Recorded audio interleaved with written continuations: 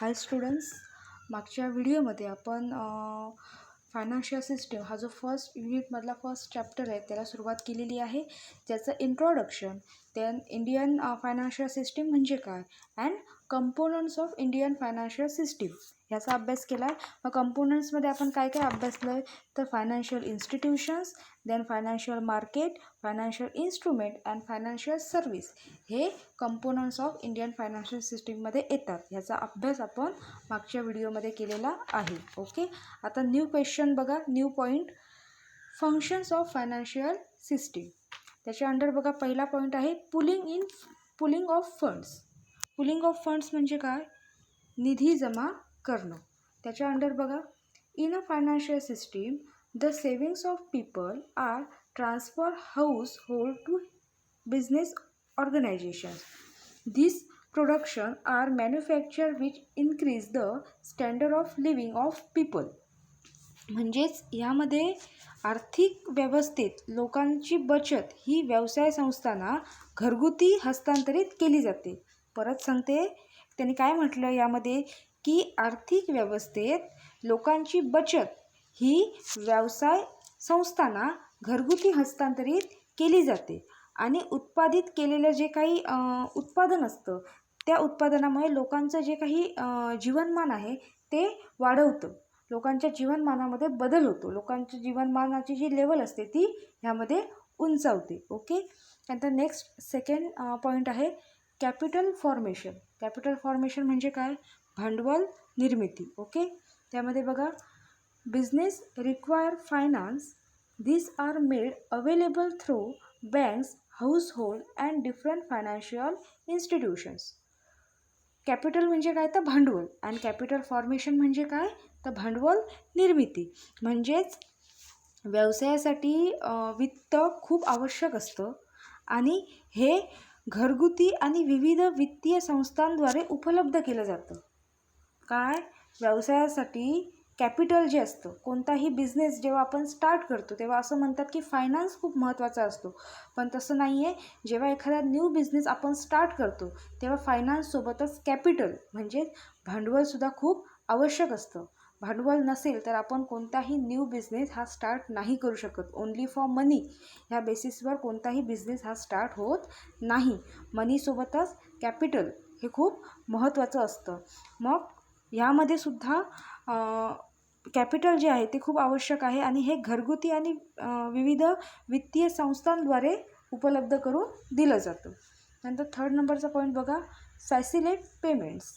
त्याच्या अंडर बघा, the financial system offers convenient modes of payment of goods and services, new method of payments like credit cards, debit cards, checks.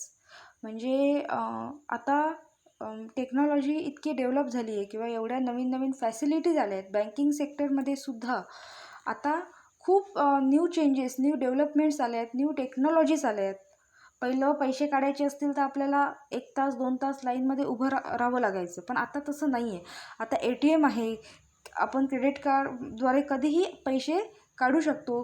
Check facility आहे, त्याद्वारे सुद्धा आपण आपल्याला जी amount पाहिजे असते ती आपण काढू शकतो. मग ह्या प्रकारच्या ज्या सर्व्हिसेस आहेत ते आता बँकिंग सेक्टरमध्ये इन्क्लूड झालेले आहेत आणि ह्या ज्या सर्व सर्व्हिसेस आहेत ते आपल्याला ह्या फॅसिलिट पेमेंट्समार्फत दिल्या जातात किंवा त्याचा समावेश हा इंडियन फायनान्शियल सिस्टीममध्ये केला जातो. ओके, त्यानंतर फोर्थ नंबरचा पॉईंट आहे बघा, प्रोव्हाइड लिक्विडिटी.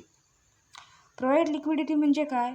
तरलता प्रदान म्हणजेच प्रोव्हाइड लिक्विडिटी. त्याच्या अंडर बघा, in financial system, liquidity means the ability to convert into cash. The financial market provide the investors the opportunity to liquidate their investment, which are in instruments like share, debenture, bonds, etc. म्हणजेच काय? तर आर्थिक प्रणालीची तरलता म्हणजेच cash. Okay, म्हणजे परत एकदा सांगते, आर्थिक प्रणालीची तरलता म्हणजे कॅश. कॅशमध्ये रूपांतरित करण्याची जी क्षमता असते ती वित्तीय बाजारपेठेतील गुंतवणूकदारांना थेरी किंवा गुंतवणुकीची तरतूद करण्यासाठी संधी उपलब्ध होते, like shares, debenture and bonds. Okay. त्यानंतर 5th नंबरचा पॉईंट आहे बघा, short and long term needs. Okay. त्यामध्ये बघा, the financial markets take into account the various needs of different individuals and organisations. Short and long term needs म्हणजे काय, तर अल्प आणि दीर्घकालीन गरजा म्हणजेच short and long term needs. मग ह्यामध्ये काय म्हटलं गेलं आहे की आर्थिक बाजारपेठ ही विविध व्यक्ती आणि संस्थांच्या विविध गरजा लक्षात घेतं. काय, जी आर्थिक बाजारपेठ असते ही विविध व्यक्ती आणि विविध संस्थांच्या ज्या काही गरजा असतात त्या लक्षात घेतं, किंवा विविध संस्थांच्या किंवा विविध व्यक्तींच्या ज्या काही गरजा आहेत त्या पूर्ण करण्याचं काम हे यामार्फत केलं जातं. ओके. त्यानंतर 6 नंबरचा पॉईंट बघा, रिस्क फंक्शन. त्याच्यामध्ये बघा, द फायनान्शियल मार्केट प्रोव्हाइड एजंट्स life, health and income risk. Risk management is an essential component of a growing economy. Risk function म्हणजे काय, जोखीम कार्य म्हणजे रिस्क फंक्शन. ओके. त्यामध्ये काय म्हटलं आहे की आर्थिक बाजारपेठा ह्या जीवन, आरोग्य आणि उत्पन्नाच्या जोखमीविरुद्ध प्रदान करते. ओके. त्याचप्रमाणे यामध्ये जोखीम व्यवस्थापन जे आहे हे वाढत्या अर्थव्यवस्थेचे आवश्यक घटक आहेत. काय, जोखीम व्यवस्थापन हे वाढत्या अर्थव्यवस्थेचे आवश्यक म्हणजे इम्पॉर्टंट घटक आहेत. ओके. नंतर 7 नंबरचा पॉईंट बघा, बेटर डिसिजन. त्याच्यामध्ये बघा, financial markets provide information about the markets and various financial assets. This helps the investors to compare different investment options and choice the best one. Better decision म्हणजे चांगला decision किंवा योग्य decision ज्याला आपण म्हणतो. Okay.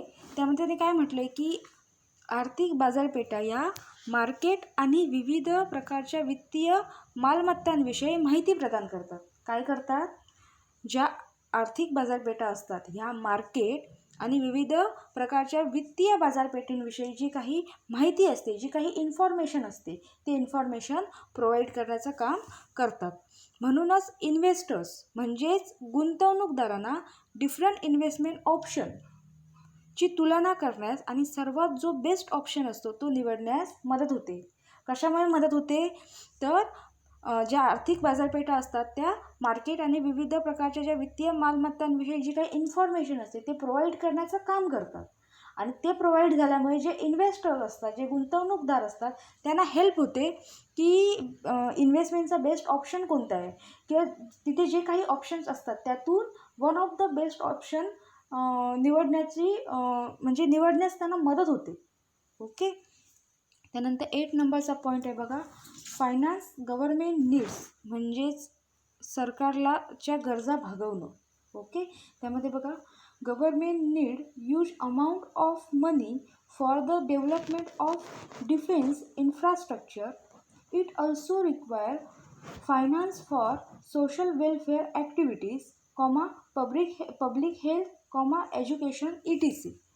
Finance government needs म्हणजे काय, तर सरकारच्या गरजा ज्या काही असतात ते भागवणं. ओके. यामध्ये संरक्षण पायाभूत सुविधांच्या विकासासाठी गव्हर्नमेंटला मोठ्या प्रमाणात पैशाची गरज असते. काय, संरक्षण पायाभूत सुविधाच्या विकासासाठी गव्हर्नमेंटला फायनान्सची म्हणजेच पैशाची ही मोठ्या प्रमाणावर आवश्यकता असते, गरज असते. त्यासाठी समाज कल्याण, सार्वजनिक आरोग्य, शिक्षण इत्यादी ज्या काही गोष्टी आहेत ह्या सर्वांसाठी फायनान्स हा खूप इम्पॉर्टंट असतो. सो ह्या सगळ्या गोष्टी पूर्ण करण्यासाठी किंवा ह्या सगळ्या ज्या काही सेवा असतात ह्या भागवण्यासाठी गव्हर्नमेंटला फायनान्सची म्हणजे पैशाची अत्यंत आवश्यकता असते. त्यानंतर लास्ट पॉईंट आहे फंक्शन्स ऑफ फायनान्शियल सिस्टीममधला, तो म्हणजे इकॉनॉमिक डेव्हलपमेंट. त्यामध्ये बघा, the government interference in their financial system to influence macro economic variables like interest rate and inflation. Economic development म्हणजे काय, आर्थिक प्रगती. ओके. त्यामध्ये काय म्हटलं आहे की व्याजदर आणि चलनवाढ यांसारख्या ज्या मॅक्रो आर्थिक चलनावर प्रभाव टाकण्यासाठी गव्हर्नमेंट त्यांच्या आर्थिक व्यवस्थेत दुर्लक्ष करतं. परत एकदा मी म्हणते की व्याजदर आणि चलनवाढ यांसारखे जे काही मॅक्रो आर्थिक चलनवाढ म्हणजे आर्थिक चलनावर जे काही प्रभाव असतो तो प्रभाव टाकण्यासाठी गव्हर्नमेंट हे त्यांचे जे काही आर्थिक व्यवस्था असते त्याकडे दुर्लक्ष करतं किंवा जे काही आर्थिक व्यवस्था आहे ते इग्नोर करतं गव्हर्नमेंट. ओके, हे झाले तुमचे functions of financial system. Okay, thank you.